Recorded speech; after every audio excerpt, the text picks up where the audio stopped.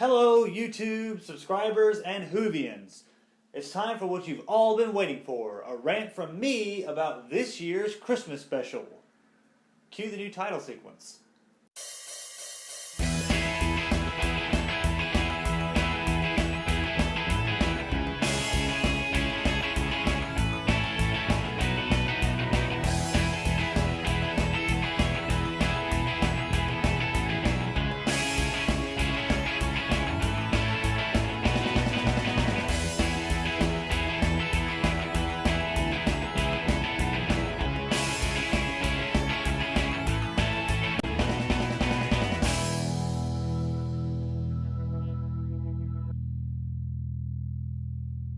I've been on vacation in Colorado for Christmas, but that didn't stop me from catching what I thought was going to be a monumental episode of Doctor Who.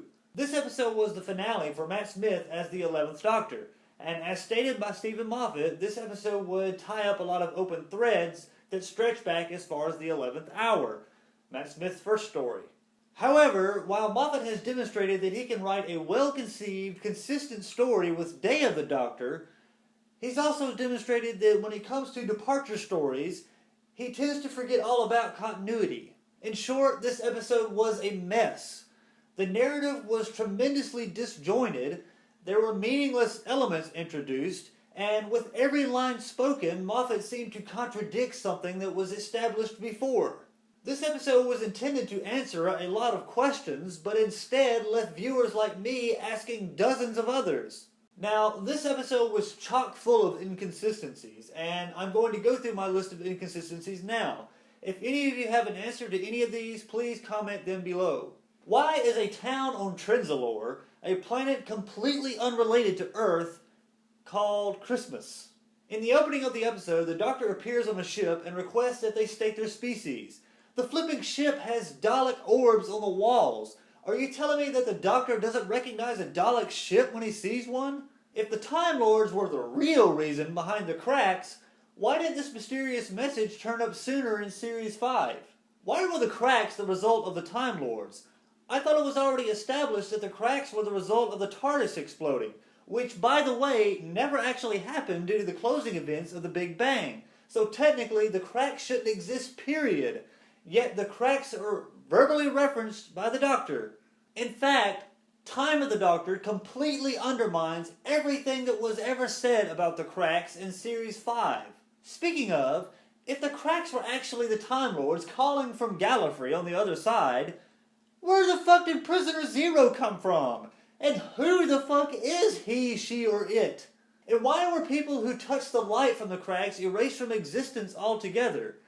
Except for the Doctor, of course, who manages to stick his arm clean in and grab a piece of debris from the TARDIS in cold blood. Even if there's a mysterious message that needs to be translated being sent by the Time Lords through the crack on Trenzalore, why the fuck would the Daleks, Cybermen, Sontarans, and any other species in the cosmos give a rat's ass about it?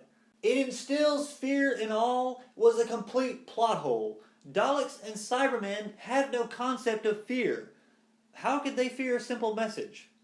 Near the beginning of the episode, it's established that the truth field forces anyone within it to answer truthfully against their will. Later in the episode, the Time Lords ask Doctor Who, and suddenly the Doctor has the ability to choose whether or not he wants to answer. What purpose was served by the naked dinner table scene with the Doctor and Clara?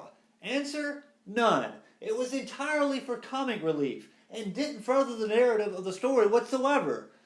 Yes, Moffat, it's a Christmas episode, but damn, at least incorporate your Christmas elements so that they're relevant to the story. Supposedly, the Silents are actually confessional priests, and once you confess to them, you forget your confession.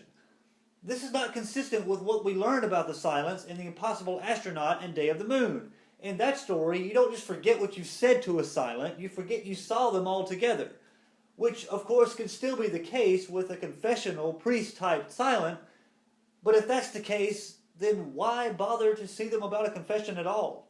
When the Doctor sends Clara home in the TARDIS, similar to Nine sending Rose home in The Parting of the Ways, why the fuck does he bother to recall the TARDIS? He didn't in The Parting of the Ways, so why would he now? And if he's worried about Clara returning in the TARDIS, How the fuck does she even know how to fly the TARDIS, let alone open it? Oh, and why didn't Clara get a hologram like Rose did? How is Clara able to survive clinging to the TARDIS exterior while it's in flight? Oh, it's a force field? Okay, why didn't that work for Jack Harkness in Utopia? Besides, assuming that the TARDIS can consciously select when and where to erect a force field and atmosphere for someone, why would it care to do so for Clara, who to it should be nothing more than a 21st century female? The Weeping Angels can once again touch someone without zapping them to the past. Where did handles come from? And why does the Doctor keep handles around? Cybermen are supposed to be part biological and part mechanical, so how is handles even alive? And why does the Doctor keep befriending individuals that are supposed to be villains? Why was the Doctor wearing a cape in the opening? How does Tasha Lim know the Doctor and vice versa? Wooden Cybermen. Seriously? How the fuck does that work? What was causing the truth field? The Time Lords? If so, how? And if not, what? Why, even after the Doctor had aged to an old man, did his regeneration briefly stop when he was restored to his current state, only to continue moments later, conveniently after a pointless goodbye cameo from Amy Pond? No Rory? No fair!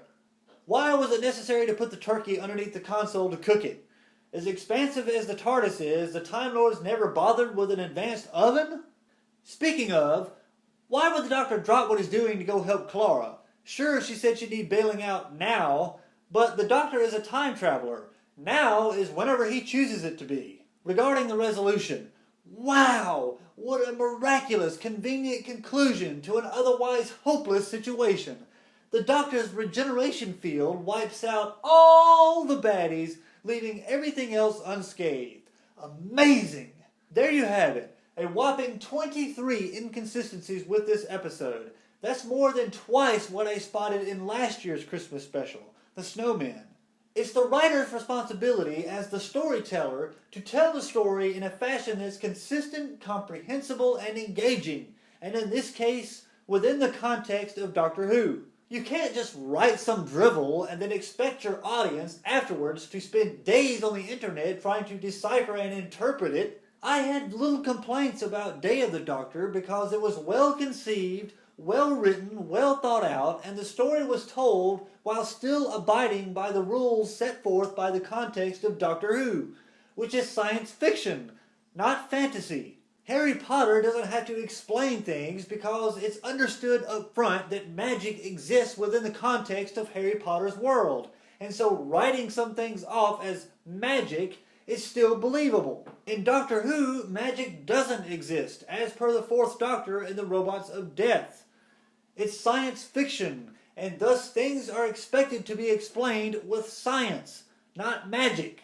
So Moffat, here's my advice. If you're going to introduce a new villain or element and establish a set of rules governing that villain or element, in future episodes, abide by your own damn rules. Never, ever do a single episode regeneration story. Write every story as carefully and thoroughly as you did Day of the Doctor. What did this episode score for me? Yikes. 3 out of 10 would be doing it a favor. Absolute rubbish. There's probably a ton that I forgot to mention in this review, and if anyone wants my opinion on something that was not mentioned in this review, feel free to ask below.